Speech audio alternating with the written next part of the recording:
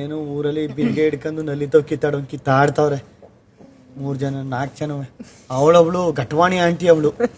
ಊರಲ್ಲಿ ಒಬ್ರು ಇರ್ತಾರ ಗೊತ್ತಾ, ಎತ್ತಮಿ ನಿನ್ ಬಿಂದಿಗೆ ನಾನು ಫಸ್ಟ್ ಬಂದಿರೋಳು ಏನ್ ಒದ್ದು ಕಳಿಸ್ತಾವಳೆ.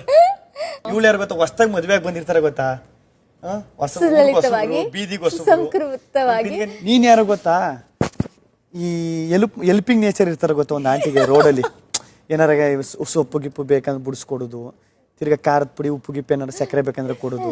ಅಯ್ಯೋ ಹೌದಾ, ಅಯ್ಯೋ ಬನ್ನಿ ಪರವಾಗಿಲ್ಲ, ಈ ತಿಂಗ್ಳಿಗೆ 3 ಸಲ ಸತ್ಯನಾರಾಯಣ ಪೂಜೆ ಅಂತೆ, ಈ ವರಲಕ್ಷ್ಮಿ ಹಬ್ಬ ಅಂತೆ, ಹಂಗೆ ಹಬ್ಬ ಮಾಡ್ಕೊಂಡು ಕಾಲ ಕಳಿತಾ ಇರ್ತಾರಲ್ಲ ಆ ಥರ.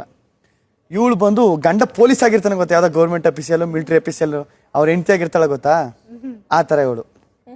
ಈ ಥರ ಕ್ಯಾರೆಕ್ಟರ್ ಡಿಸೈನ್. ಅಷ್ಟು ಸ್ಪಂದನ ಅಂತ ಓಡೋದ್ಲು, ಹಿಂಗೆ ಹಿಡ್ಕೊಂಡ್ಲು ಬಂದ್ಲು, ಒಂದು 4 ರೌಂಡ್ ಆದ್ಮೇಲೆ ಹಿಂಗ್ ಅಲ್ಲ ಮೆಟ್ಲತ್ಕೊಂಡು ಫಸ್ಟ್ ಫ್ಲೋರ್ಗೆ ಹೋಯ್ತಿದ್ದಲ್ಲ, ಅಲ್ಲೇ ನಿಮ್ಮ ಮನೆ ಅಲ್ಲ ಫಸ್ಟ್ ಫ್ಲೋರ್ ಇದ್ದದ್ದು ಬಿಲ್ಡಿಂಗ್ ಅಲ್ಲಿ, ಮೆಟ್ಲಕ್ಕೆ ಬಕೆಟ್ ಇರಿಕ ಹೋಯ್ತಾವಳೆ.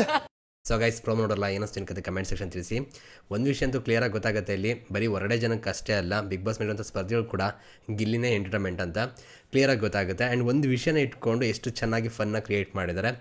ಇದಕ್ಕೆ ಅನ್ಸುತ್ತೆ ಗಿಲ್ಲಿ ಇಷ್ಟ ಆಗುವಂಥದ್ದು. ಆದರೂ ಕೂಡ ತುಂಬ ವಿಷಯಗಳು ಆಗ್ತಾಯಿದೆ, ಅದ್ರ ಬಗ್ಗೆ ಮಾತಾಡಬೇಕು. ನೋಡೋಣ, ಲೈವ್ ಬಂದು ಮಾತಾಡೋಕ್ಕಾದ್ರೆ ಮಾತಾಡ್ತೀನಿ. ನಮ್ಮ ಡಾಗು ಸ್ವಲ್ಪ ಹುಷಾರಿಲ್ಲ, ಸೊ ಹಾಗೆ ಅಲ್ಲಿಗೆ ಹೋಗೋದು ಇಲ್ಲಿಗೆ ಹೋಗೋದು ಬರೋದು ಆಗ್ತಾಯಿದೆ. ಸಿಗೋಣ ಗೈಸ್ ಮತ್ತೆ. Thank you guys, love you guys, bye.